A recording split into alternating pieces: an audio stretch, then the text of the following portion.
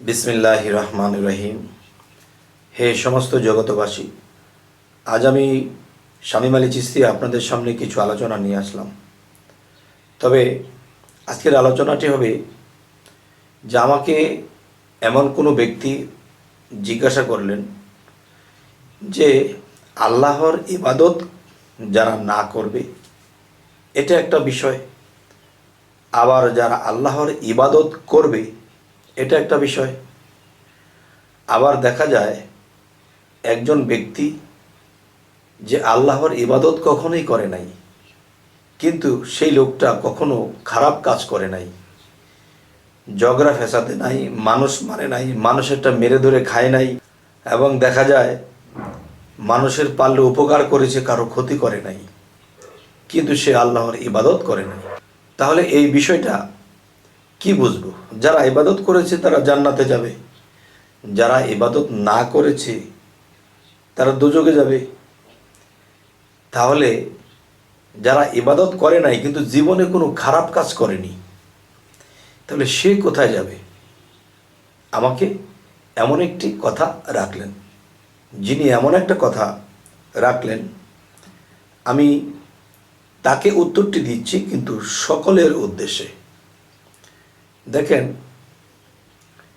একজন মানুষ লেখাপড়া করতে করতে করতে করতে সে জজ ব্যারিস্টার হয়েছে, ডাক্তার ইঞ্জিনিয়ার হয়েছে, সে এখন অনেক টাকা পয়সা ইনকাম করে, সে ভালো মন্দ খাচ্ছে, মানুষের বিচার আচার করছে, মানুষের ক্ষতি মন্দ সব কিছু দেখছে, ভালো কিছু। আচ্ছা, আর যে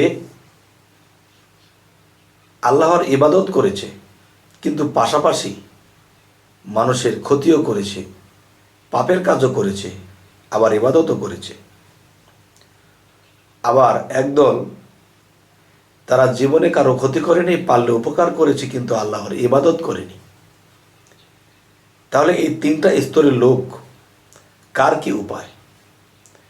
প্রথমটা বলবো, যারা আল্লাহর ইবাদত করেছে, আল্লাহর প্রতি ঈমান এনেছে, রাসূলগণের উপর ঈমান এনেছে, এই লোকগুলো যদি কোনো মানুষের ক্ষতি না করে থাকে তাহলে তারা জান্নাতে যাবে। আর যারা ইবাদত করেছে, মানুষের ক্ষতিও করেছে, আল্লাহর ইবাদতও করেছে, আবার বিভিন্ন লোভ লালসায় মানুষের অত্যাচারীও করেছে, তাহলে এই লোকগুলা আবার আল্লাহকে বিশ্বাসও করছে, আবার ইবাদতও করছে, এই লোকগুলা দোজখ ভোগ করবে। দোজখ ভোগ করার পরে তারা আবার বেহেশতে যাবে।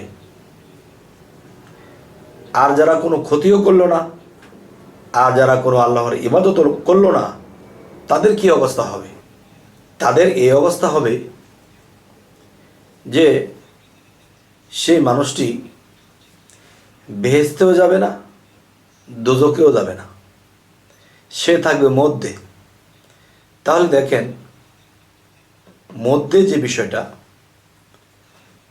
আকাশ থেকে যখন বৃষ্টি ঝরে এই পানিটা খাওয়া যায়, এবং পাতালে যে পানি আছে সেই পাতালের পানিটাও খাওয়া যায়, কিন্তু আমাদের পৃথিবীর মধ্যে যে নালা ডোবা বিভিন্ন পানি জমা আছে, ময়লা, এগুলা কিন্তু খাওয়ার যোগ্য না, এগুলা খাইলে রোগবালাই হবে।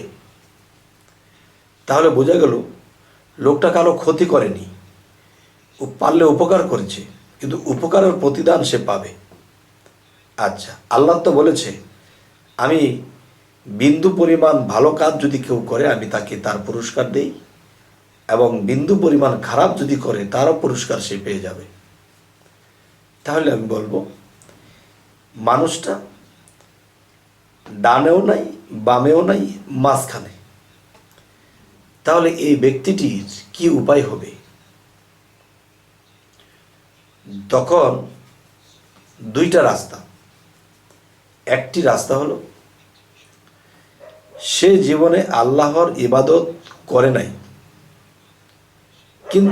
কিন্তু দেখা যায় আমরা যেহেতু তরিকতের জগতে আছি, তাহলে আমরা একটা জিনিস বিশ্বাস করি যে মানুষের দেহের মৃত্যু হয়, কিন্তু আত্মার মৃত্যু হয় না।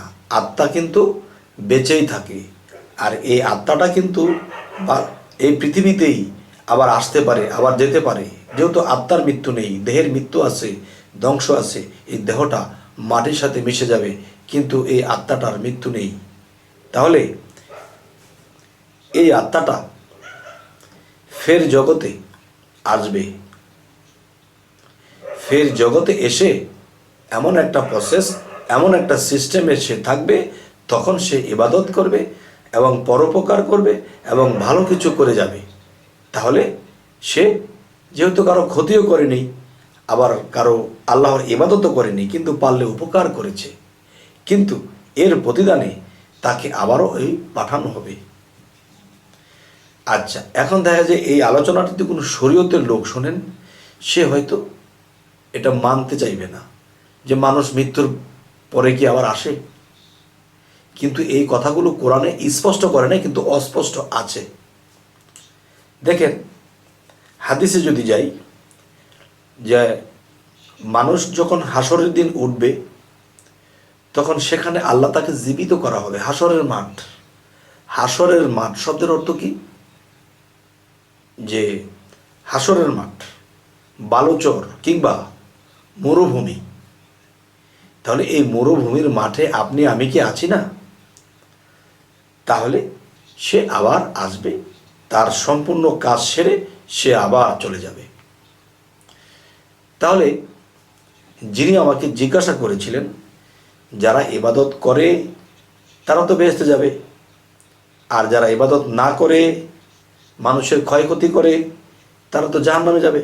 হ্যাঁ, তাহলে একজন ব্যক্তি জীবনে কোনোদিন আল্লাহর ইবাদত করেনি, কিন্তু কারো ক্ষতিও করেনি সে, তাহলে এই উত্তরটা আমি আপনাদের সামনে করলাম।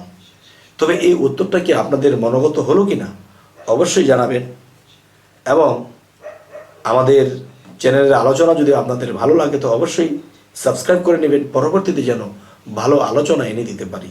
তো সকলে ভালো থাকবেন। আল্লাহ হাফিজ।